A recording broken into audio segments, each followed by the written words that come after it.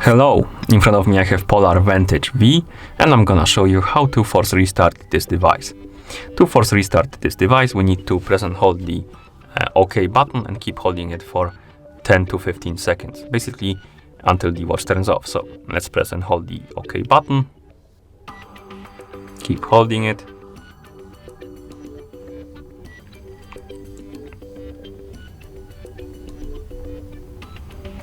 And once the screen turns off, we can release the button, wait a couple of seconds.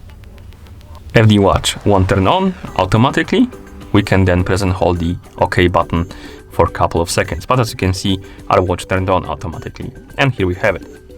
And that's how you force restart this device. Thank you for watching. If you found this video helpful, please consider subscribing to our channel and leaving the like on the video.